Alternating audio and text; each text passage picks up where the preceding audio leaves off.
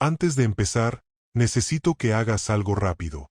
Escribe en los comentarios desde qué ciudad estás viendo este video. No importa si es CDMX, Guadalajara, Monterrey, Los Ángeles, Madrid, Buenos Aires o un pueblito que casi nadie ubica en el mapa.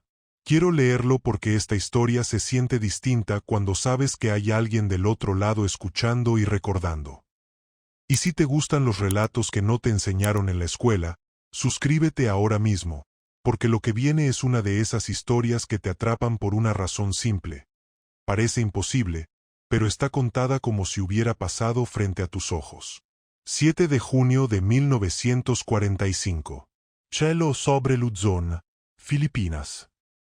El aire está denso, húmedo, casi pegajoso, y arriba, en ese azul que parece tranquilo, un piloto mexicano de 24 años llamado José Espinosa Fuentes lleva su P-47 Thunderbolt como si fuera parte de su propio cuerpo. Va a más de 500 kilómetros por hora, el motor ruge con esa fuerza que no se escucha. Se siente, se mete en los huesos, vibra en el pecho, hace temblar el mundo. Y entonces los ve. No uno, no dos, 5 cazas japoneses. 5. Contra él. 5 sombras rápidas, ligeras, que se mueven como insectos venenosos en el aire, girando, subiendo, bajando, cerrando el círculo. La voz de su comandante revienta en la radio, entre estática y urgencia, con un tono que no admite discusión. Espinosa, regresa a base. Es suicidio. Vive para volar mañana. Pero José no gira. No se retira. No porque no sienta miedo, sino porque su miedo va mezclado con algo más pesado, orgullo. En su avión trae pintada la bandera mexicana, el águila devorando a la serpiente, y no cruzó el mundo para hacerse pequeño justo cuando el cielo se vuelve infierno. En los siguientes minutos, José va a hacer algo que, dicho en voz alta, suena a exageración, pero en el aire, cuando no hay espacio para mentir, se vuelve verdad. Uno por uno, va a derribar 5 aviones enemigos. 5. Y con eso, sin quererlo, va a convertirse en la clase de nombre que debería estar en murales, en libros, en películas, pero que casi nadie repite. Y quédate, por favor quédate, porque lo más impresionante no es solo lo que pasa allá arriba. Lo más impresionante es cómo llegamos a ese momento. Como México, un país que muchos veían lejano, neutral, fuera de la guerra, terminó con un puñado de pilotos enfrentando al imperio japonés en el Pacífico.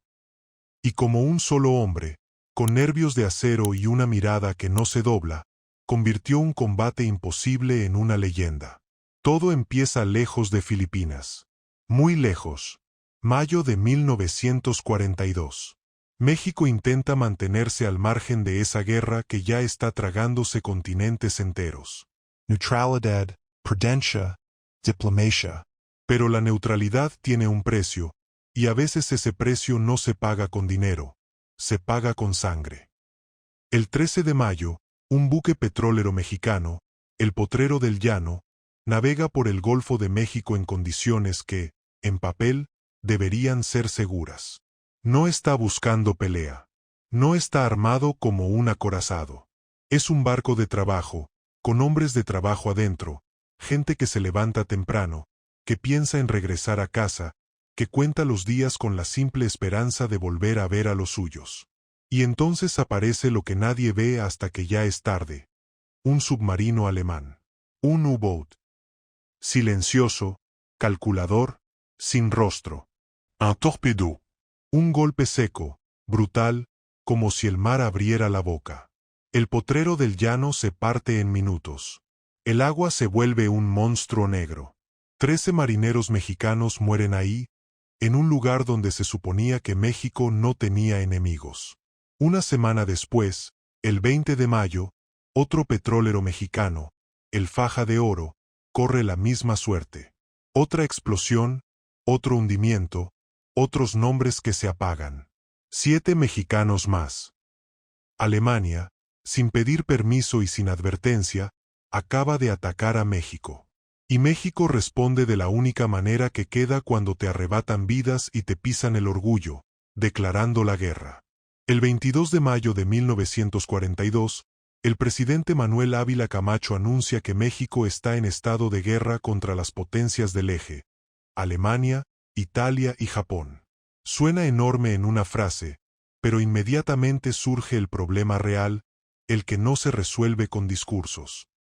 ¿Cómo pelea México una guerra que está a miles y miles de kilómetros?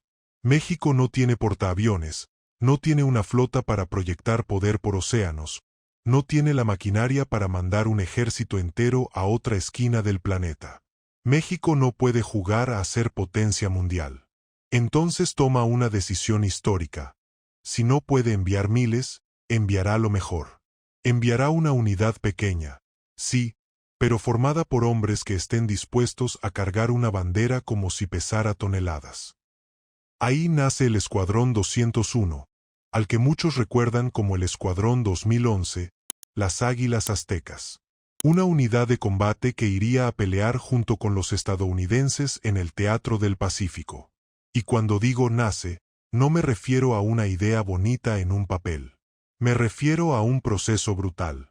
Convocan voluntarios, llegan cientos.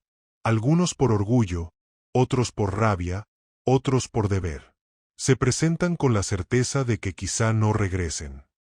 Se habla de cientos de aspirantes, de pruebas físicas que te parten, de exámenes psicológicos que te desnudan por dentro, de simulaciones que te obligan a tomar decisiones en segundos. Muchos quedan fuera. Otros se rinden.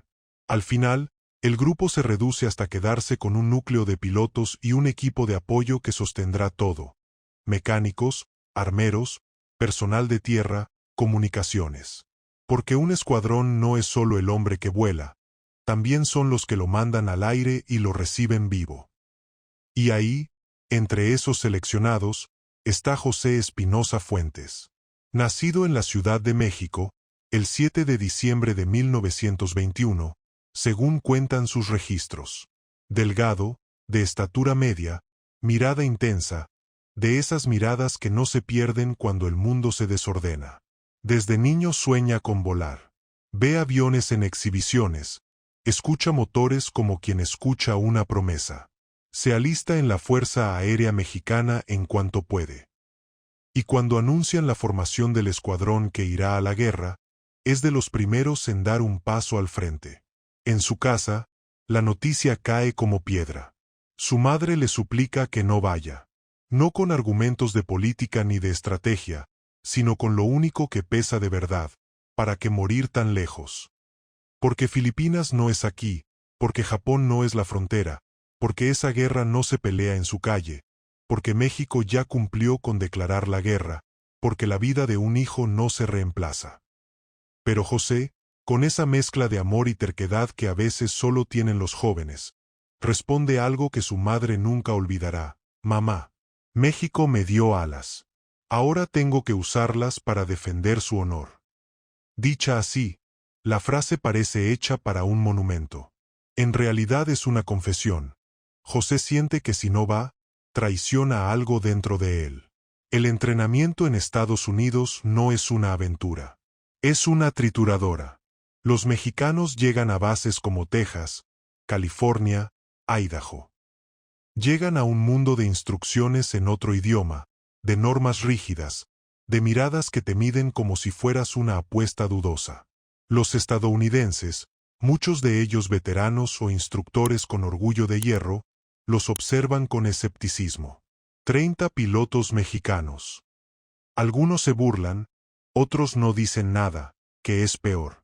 Porque el silencio puede ser desprecio. Ahí es donde el escuadrón se forja, no solo en técnica, sino en carácter. Aprenden a domar el P-47 Thunderbolt, un monstruo de guerra.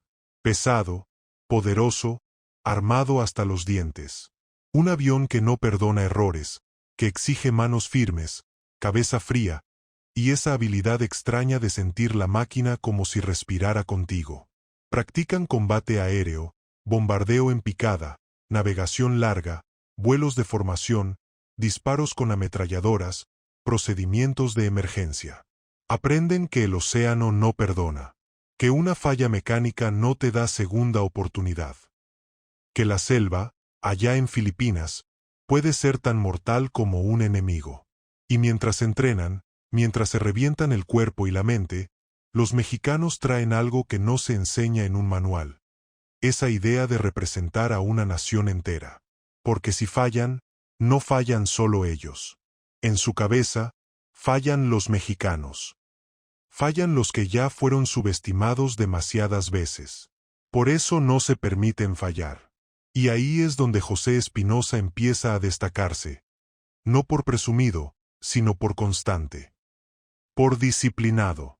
Por el tipo de piloto que, cuando algo sale mal, no se queja, corrige. Cuando por fin los declaran listos, los mandan a Filipinas. Y el viaje no es corto ni cómodo. Es largo, pesado, con el estómago revuelto, con calor, con incertidumbre. Es cruzar el mundo sabiendo que al final del camino te espera el combate real. Llegan a Clarkfield, Luzón, y el ambiente es otro. Los americanos ahí ya traen el rostro de quien ha visto demasiado. Hay cráteres, hangares parchados, pistas gastadas. El Pacífico huele distinto. Huele o humedad, o aceite, o tensión. Los reciben con curiosidad, mexicanos. Algunos con respeto, otros con burla. Pero la guerra no tarda en callar chistes. Las primeras misiones del escuadrón son de ataque a tierra. Apoyo cercano. Bombardeo de posiciones japonesas. Destroyer bunkers, convoys, depósitos. Es volar bajo, bajísimo, para pegar donde importa. Es entrar y salir antes de que el fuego antiaéreo te corte el aire. Es escuchar las explosiones negras alrededor del avión como si el cielo estuviera hirviendo. Es sentir impactos en el fuselaje, en las alas, y seguir volando porque no hay otra. En su primera misión, a principios de junio del 1945, atacan objetivos en el valle de Cagayán. Los japoneses disparan con todo. El cielo se llena de trazadoras. Los P-47 regresan golpeados, agujereados, pero vuelven. Los pilotos vuelven. Y eso cambia el tono en la base. Los americanos empiezan a entender algo sencillo. Estos mexicanos no vinieron a participar. Vinieron a hacer el trabajo. José Espinosa completa misiones, siente el cansancio, ve el fuego abajo, ve hombres correr, ve explosiones levantar tierra como si la isla respirara pólvora. Pero todavía no ha tenido su encuentro con los cazas japoneses. Todavía no. Eso cambia el 7 de junio de 1945. Ese día despegan para una misión de escolta. En el papel suena rutinaria. Bombarderos americanos atacarían objetivos cerca de Manila, y el escuadrón daría cobertura. Pero en la guerra, lo rutinario dura hasta que el enemigo decide lo contrario. Cuando llegan al área, el cielo se rompe. Aparecen cazas japoneses, principalmente Mitsubishi A6M, los Zero, rápidos, ágiles, con pilotos que todavía pelean con uñas y dientes aunque el imperio se esté desmoronando. Atacan desde las nubes, como si cayeran del mismo cielo. En cuestión de segundos, todo es gritos por radio, maniobras, estelas, disparos. Y ahí, en medio del caos, José Espinosa se encuentra frente a algo que ningún entrenamiento te prepara a sentir del todo. La certeza de que si te equivocas un segundo, no hay mañana. 5 Zeros. 5. Contra él. Su líder le grita que vuelva, que es una locura. Y José, en vez de responder, se mete en el ataque. No es terquedad infantil. Es decisión. La clase de decisión que te toma el cuerpo antes de que la mente termine de pensarlo. Empuja la palanca. El P-47 entra en picada. La velocidad sube. El aire se vuelve un aullido. El primer Zero intenta girar para enfrentarlo, confiando en su agilidad. Pero José trae otra ventaja: potencia bruta y fuego. Aprieta el gatillo. Las 8 ametralladoras calibre .50 rugen como si el avión escupiera tormenta. El Zero recibe la ráfaga y, por un segundo, parece detenerse en el aire. Y luego se convierte en fuego. 1. El segundo Zero cae desde arriba, disparando. José ve trazadoras cruzar cerca, demasiado cerca. Siente impactos en el avión, golpes metálicos. Pero el Thunderbolt aguanta. José no entra en un giro cerrado donde el Zero lo haría pedazos. USA Velocadet. Sí, una. Se separa. Vuelve a subir. Busca el ángulo. El Zero comete un error mínimo. Se abre un poco, se expone un instante. José aprovecha. Otra ráfaga. El segundo cae desarmado en el aire, como si se deshiciera. Los otros 3 Zeros intentan lo que mejor saben hacer. Coordinación. Unos distraen, otros buscan la cola. Un triángulo de muerte. José lo entiende, lo siente. Y ahí hace algo que en tierra parecería absurdo, pero en el cielo es táctica. Finge retirada. Se aleja en línea, como si se rindiera. Los Zeros muerden el anzuelo. Lo persiguen. Se acercan. Y justo cuando creen que lo tienen, José usa la energía del P-47. Sube con potencia, cambia el ritmo, les quita el timín. Los Zeros no pueden seguir la subida igual. Pierden posición, se desordenan apenas. En la cima de la maniobra, cuando por un segundo el avión se siente pesado y el mundo parece detenerse, José invierte y cae sobre ellos. El tercero trata de esquivar. Demasiado tarde. Las balas lo atraviesan, se abre humo, el avión se descompone. Dicen que el piloto saltó en paracaídas antes de que explotara. 3. Ahora quedan 2. Y aquí es donde se vuelve personal. Porque los Zeros restantes ya no están atacando por orgullo. Están atacando porque saben que los están cazando. Intent and Hure. José los sigue. No con calma, con hambre. Con esa determinación que se vuelve fría cuando ya viste caer a 1, 2, 3. Persigue al cuarto a través de nubes y claros, entre montañas y valles. El japonés hace giros, barriles, picadas. José anticipa. Espera el error. Y el error llega. Un giro demasiado cerrado, una pérdida de velocidad mínima. José aparece detrás como sombra grande y pesada. Un disparo final. El cuarto cae ardiendo. 4. El quinto Zero, al ver la destrucción, hace lo único inteligente. Corre. Se va a fondo, busca distancia, busca refugio. Pero José no lo suelta. Y aquí entra el costo real. Combustible bajando, la base quedando lejos, la zona volviéndose peligrosa.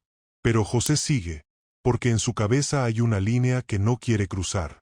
Dejarlo escapar. La persecución dura minutos que se sienten eternos. Hasta que, sobre una bahía al norte de Manila, José consigue un último ángulo. Aprieta el gatillo. El Zero recibe el golpe y cae hacia el agua. 5. 5 victorias. En una sola salida. En medio de una misión que se suponía rutinaria. 5. José gira de vuelta a casa con el tanque prácticamente vacío, con el avión marcado, con la respiración dura. Atariza. Se baja. Y cuando revisan su P-47, cuentan impactos, agujeros, señales de pelea. Y entonces ven la prueba. Cámaras, reportes, confirmaciones.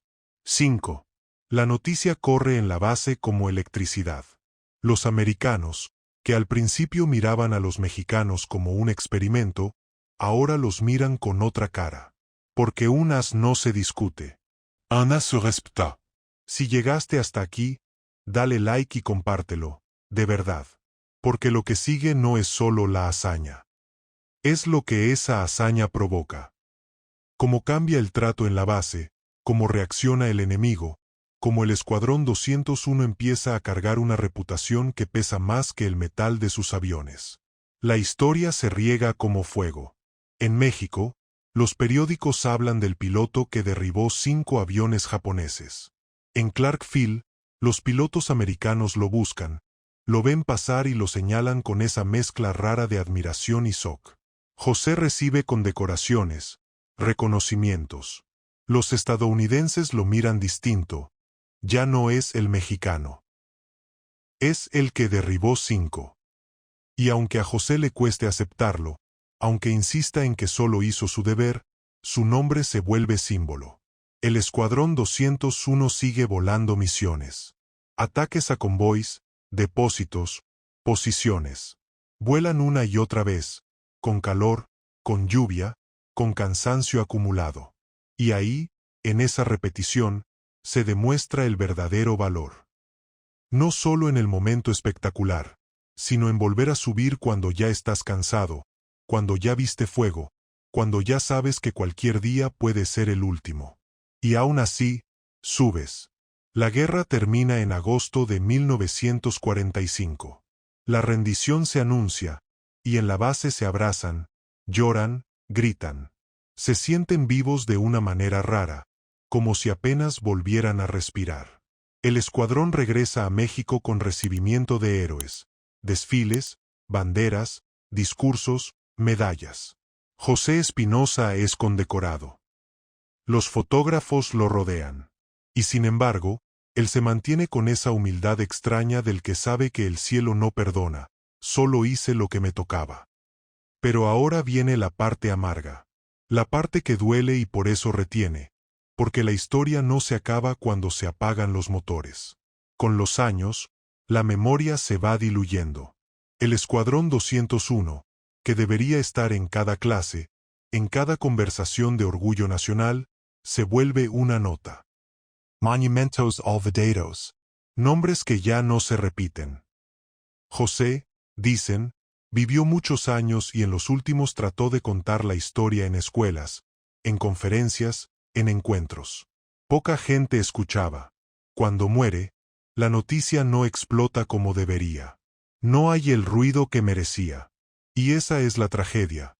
México tuvo héroes reales en una guerra mundial, y aún así los dejó en silencio. Por eso te lo digo claro, sin adornos. Si esta historia te atrapó, compártela. Suscribid. Porque si tú no la cuentas, si yo no la cuento, si no se repite, muere. Y lo más injusto que puede pasarle a alguien que se jugó la vida por una bandera, es que su historia se apague como si nunca hubiera existido. Agárrate, porque ahora sí vamos a cruzar al otro lado del espejo. Porque mientras en Clarkfield los americanos empezaban a hablar del mexicano que derribó 5, del lado japonés esa misma historia no se contaba con admiración, se contaba con rabia, con miedo y con una palabra que en guerra pesa más que cualquier bala: alerta. Y antes de seguir, deja tu like y comparte este video, de verdad. Porque cuando una historia se comparte, deja de ser un secreto, y eso es exactamente lo que estos hombres merecen, que el mundo los escuche. Norte de Luzón, junio de 1945. En una choza de mando improvisada, hecha con madera húmeda y lonas manchadas, el teniente japonés Kenji Nakamura apoya un mapa sobre una mesa y lo sujeta con una piedra para que el viento no se lo lleve. Afuera, la selva respira, los insectos no se callan nunca, y el olor a sudor viejo se mezcla con el de pólvora y gasolina. Nakamura no tiene cara de villano de película. Tiene cara de hombre cansado. Cara de alguien que ya vio demasiados funerales, demasiados compañeros caer sin sentido. Sobre el mapa hay anotaciones apresuradas, puntos rojos donde se perdieron convoys, líneas cortadas donde ya no llegan suministros, cruces marcando depósitos destruidos. Cada marca es una herida. Cada herida es un día más cerca del final. Un soldado entra, hace una reverencia rápida, y le entrega una hoja escrita a mano con caracteres apretados. Nakamura la lee con el ceño fruncido. No es un reporte cualquiera. Es un resumen de radioescuchas, de rumores de tropas, de lo que los supervivientes dicen entre dientes cuando creen que nadie los oye. Y en esa hoja aparece una frase que se repite demasiado: aviones con águila. P-47 con marcas diferentes. Pilotos que no se retiran. Al principio, Nakamura había pensado que eran historias para asustar reclutas, para obligarlos a cavar más hondo, a esconderse mejor. Pero entonces llegaron los nombres. No de japoneses. De los pilotos que los atacaban. Nombres que no encajaban con lo que su cabeza esperaba encontrar. Espinosa, Rivas, Gaxiola, Rodríguez. Nombres en español. Nombres de un país que, para muchos japoneses, era una palabra lejana, casi decorativa, como si México fuera un sitio de postales y no una nación capaz de mandar hombres a la guerra. Nakamura apoya la hoja en la mesa y exhala.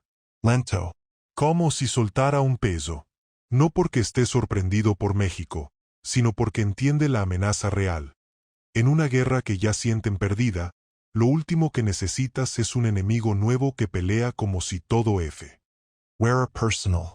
Para el soldado japonés que lleva meses sin comer bien, que duerme en lodo, que vive con fiebre, que ya perdió la esperanza, ver aparecer en el cielo una escuadrilla que ataca con rabia exacta no es solo un problema táctico.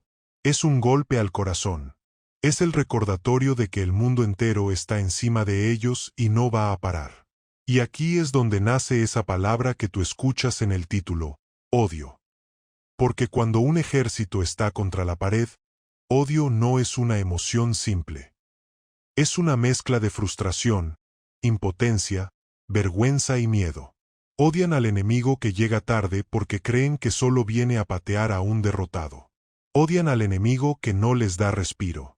Odian al enemigo que destruye lo poco que les queda para sobrevivir. El convoy de comida, el camión de medicinas, el puente por donde intentaban huir, la radio con la que todavía podían recibir órdenes.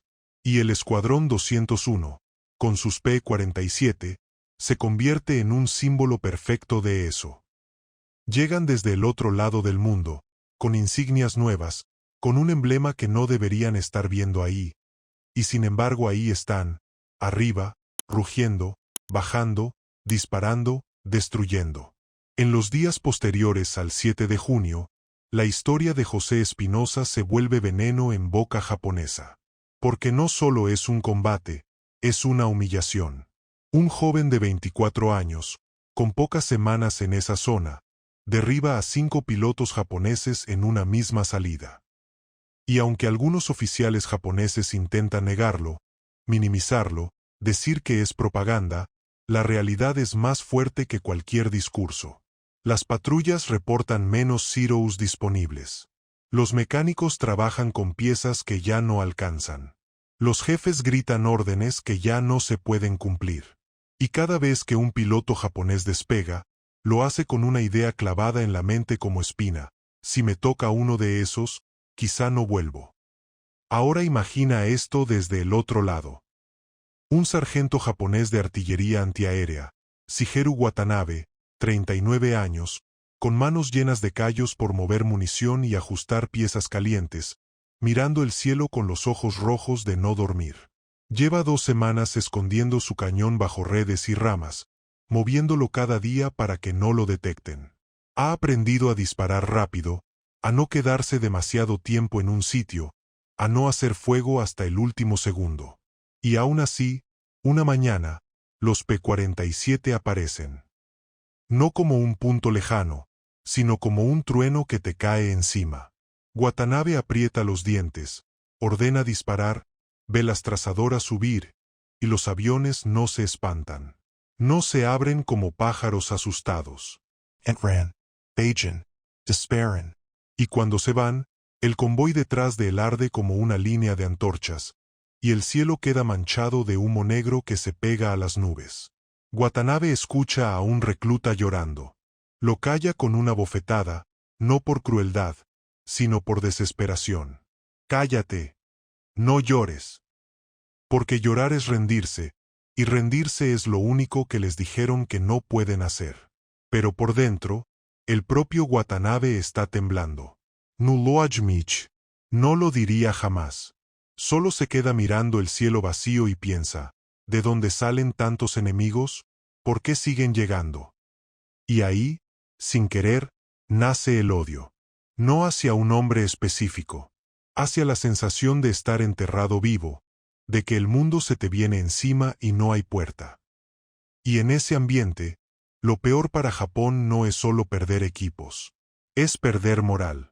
Porque cuando empiezas a escuchar nombres, cuando el enemigo deja de ser los americanos y se vuelve los mexicanos del águila, tu mente lo transforma en superstición, en miedo con apellido. Y la guerra, cuando se vuelve superstición, se pudre por dentro. Empiezan las órdenes extrañas. Si escuchan motores pesados, dispérsense. Si ven la insignia diferente, no se queden en carretera. Si aparecen los P-47 con el emblema extraño, escondan munición, abandonen camiones, rompan el convoy. No por estrategia brillante, sino porque el pánico también da órdenes. Mientras tanto, del lado aliado, pasa lo contrario. Lo que para Japón es odio y frustración, para los americanos empieza a ser respeto. Porque el Escuadrón 201 no solo ataca, trabaja en equipo, regresa junto, no deja a nadie. Y después del 7 de junio, hay una transformación silenciosa en Clark Field. Ya no hay tantas risas en el comedor cuando se sientan los mexicanos. Ya no hay tantas bromas en voz baja. Los pilotos americanos que antes los miraban como una rareza ahora los buscan para pedirles que vuelen al lado. Porque en combate, tú quieres a tu lado a alguien que no se quiebra. Y aquí entra una escena que casi nadie cuenta, pero que es de esas que te muestran la guerra sin necesidad de explosiones. Noche calurosa, ventiladores inútiles, olor a café requemado, y en una mesa de madera dos hombres comparten silencio. Uno es americano, el teniente Cooper, el mismo que en otra historia le deben la vida. El otro es José Espinosa. Cooper trae una foto gastada de su esposa y su hija. La pone sobre la mesa como si fuera un altar. José mira la foto y asiente con respeto. Cooper no sabe español bien. José no sabe inglés perfecto, pero se entienden con lo que pesa. Cooper traga saliva y dice algo que le cuesta. Cuando nos dijeron que venían pilotos mexicanos, pensé que nos iban a estorbar. José no se enoja. No hace drama. Solo lo mira. Cooper baja la vista, avergonzado, y suelta lo que realmente le quema. Hoy vi a un mexicano derribar 5 aviones japoneses, y lo único que pensé fue, ojalá mi hija crezca en un mundo donde nadie se atreva a decirte menos. José escucha eso y por dentro algo se acomoda. No es orgullo vacío. Es justicia. Pero no todo es gloria. Porque cada victoria deja una factura invisible. José Espinosa, después de esa salida, no duerme igual. Empieza a soñar con fuego, con agua, con la bahía donde cayó el quinto Zero. Empieza a escuchar el sonido de las ametralladoras incluso cuando todo está en silencio. Se acostumbra a reír con sus compañeros, a contar chistes, a fingir normalidad, pero por dentro, cada vez que cierra los ojos, vuelve al cielo. Y aún así, vuelan. Vuelan otra vez. Y otra. Porque la guerra no te pregunta si ya estás cansado. Y porque el Escuadrón 201 tiene una reputación que ahora también los persigue a ellos. La idea de que son los que no se rajan. Eso suena bonito en un video. Hasta que estás ahí, sudando, con el casco apretándote la cabeza, sabiendo que te toca subir otra vez. Ahí es donde se ve el tamaño del corazón. No en el día perfecto, sino en el día en que no quieres y aún así lo haces. Y es aquí donde te pregunto algo. ¿Ya dejaste tu ciudad en los comentarios? Hazlo ahora. Y escribe también viva el 201 si estás orgulloso de que México haya tenido hombres así. Porque mientras más gente lo escriba, más imposible será que esta historia vuelva a caer en el olvido. Ahora, volvamos a Japón, porque falta la parte más oscura de ese odio. A finales de junio del 1945, cuando la situación japonesa se vuelve desesperada, algunos comandantes empiezan a pensar como animales heridos. No pueden ganar, pero pueden hacer daño.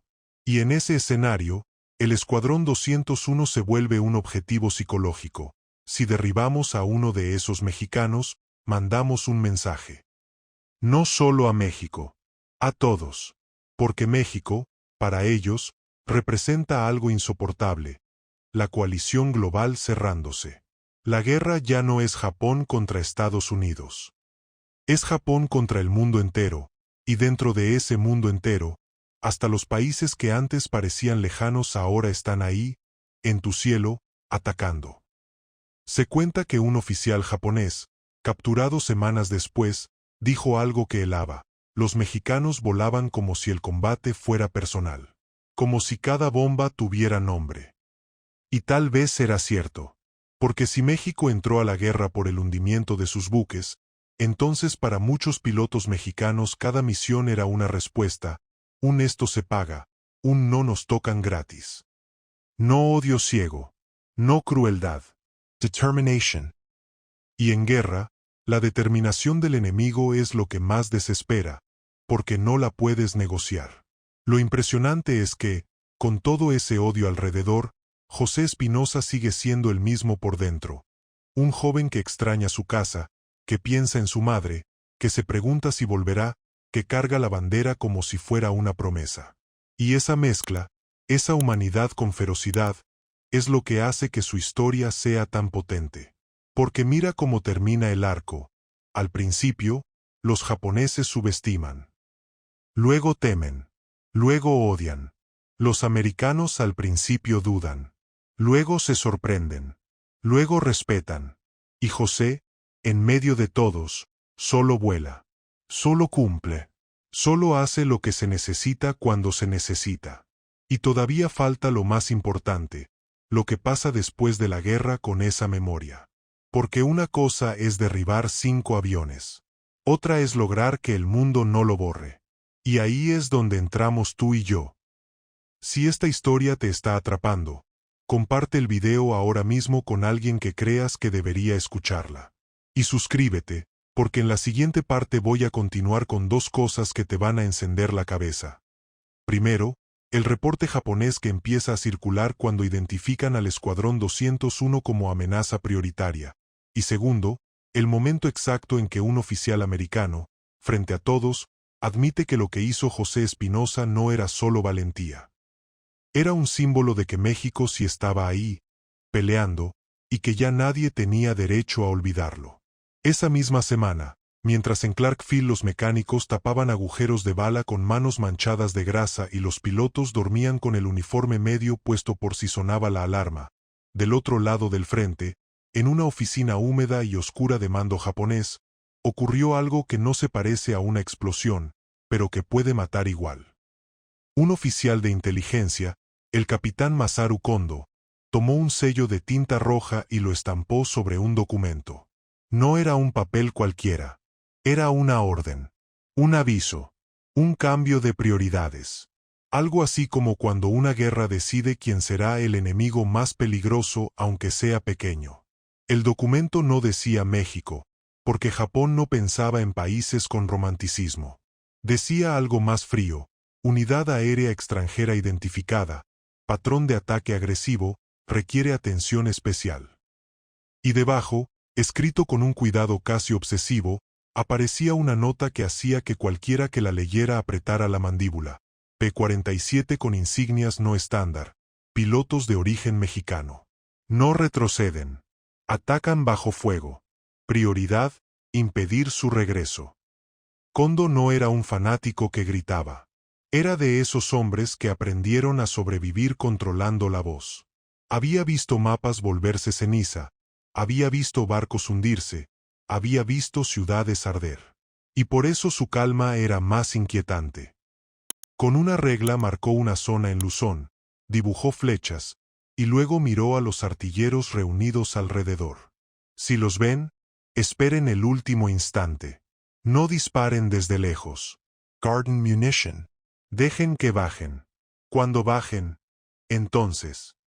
Y no terminó la frase, porque en la guerra, cuando alguien no termina una frase, todos entienden el final. Esa es una de las razones por las que la palabra odiaban se volvió real. Porque no era solo que los mexicanos destruyeran convoys. Era que obligaban al enemigo a cambiar su forma de pensar, a mover piezas, a gastar recursos, a concentrar fuego donde antes no lo concentraban. a quedarse sin tranquilidad. Y cuando un ejército empieza a cambiar sus hábitos por miedo a un enemigo pequeño, ese enemigo ya ganó una parte de la guerra. Ahora imagina lo que significa eso para los pilotos mexicanos. Ellos no lo saben.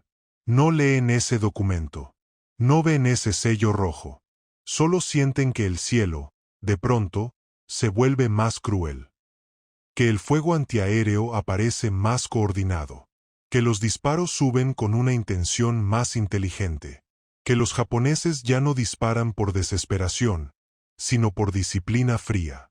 Y ahí es donde el odio se vuelve peligroso, porque el odio, cuando se organiza, deja de ser emoción y se vuelve táctica. El 24 de junio, cuando el Escuadrón 201 vuelve a despegar para otra salida, la mañana no trae esa vibra de misión normal. Trae un silencio raro en el briefing, como si todos sintieran lo mismo sin decirlo. El coronel Cárdenas habla poco. Da instrucciones claras. Mira a cada uno a los ojos, como si contara cabezas, como si se prometiera a sí mismo que los va a traer de regreso. Y José Espinosa está ahí, sentado, escuchando, con el rostro serio.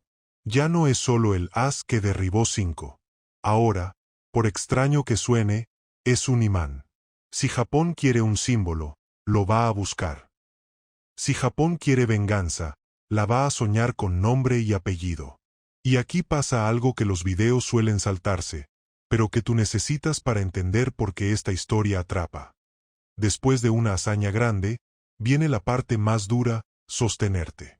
Porque una cosa es tener un día perfecto donde todo sale. Otra cosa es no quebrarte cuando al día siguiente también tienes que subir, también tienes que atacar, también tienes que volver a mirar abajo y ver fuego. La adrenalina se acaba. El cansancio se queda. Y el miedo, si lo niegas, te rompe. Si lo aceptas, te vuelve más preciso. Ese día vuelan hacia una carretera donde se reporta movimiento. Los americanos quieren cortar el último flujo de suministros, aunque sea mínimo. Los mexicanos van en formación con aviones americanos de escolta. Y en el aire, todo parece igual, hasta que no. Porque de pronto, desde una ladera, aparece una nube de disparos que no sube como locura, sube como patrón. Como si alguien estuviera apuntando con paciencia. José ve las trazadoras y siente ese instinto animal en el estómago que no se aprende en libros. Esto está planeado. Un avión a su derecha recibe impactos, se sacude, sigue. Otro más atrás se abre, gana altura, intenta salir. Y José, sin hablar, hace lo que ya se volvió costumbre en ese grupo. Se pega al compañero, lo cubre, se coloca en un lugar donde los disparos lo pueden alcanzar a él antes que al otro.